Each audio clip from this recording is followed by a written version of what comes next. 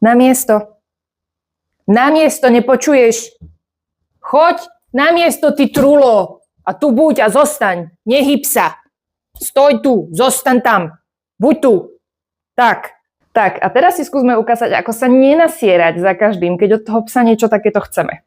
Ak chcem psa naučiť, kde je jeho miesto, postavím sa pri tom konkrétne miesto a budem psovi ukazovať, že byť na tom mieste je strašne fajn. Toto budem robiť prostredníctvom pamoskov. Pamoska príde priamo na miesto, psík si ju pôjde zobrať. Ešte kým je pes na tom mieste, ponúkam mu tam ďalšiu pamosku. Je to strašne fajn, že na tom mieste je, že tam zostáva. Je mi úplne jedno aktuálne, čo tam robí. Chcem iba, aby tam bol, aby sa tešil z toho, že tam je.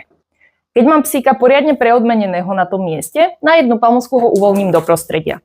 Psík si za ňou vybehne, tam si našiel jednu pamosku, ale tu ho bude čakať 5-10 pamosiek. Takže toto miesto je pre neho oveľa výhodnejšie, ako nachádzať sa niekde inde. Snažím sa, aby tie pamosky nachádzala po celej tej ploche toho miesta. Ak vidím, že pes sa mi na to miesto vracia potom od hodiny automaticky, nemusím ho nejakým spôsobom volať, ale sám príde, pretože ho to baví, pretože vie, že tu sa tých pamosiek nachádza viac, môžem si do toho pridať povel. Takže znovu psíka pošlem preč a v momente, keď bude prichádzať na miesto, pekne, super. Takýmto spôsobom si to jeho automatické správanie pridáme pod ten náš slovný povel.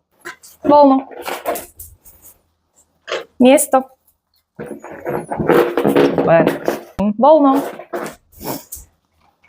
Miesto.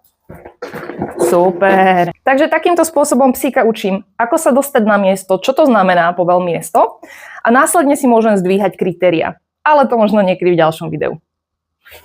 Fikulka.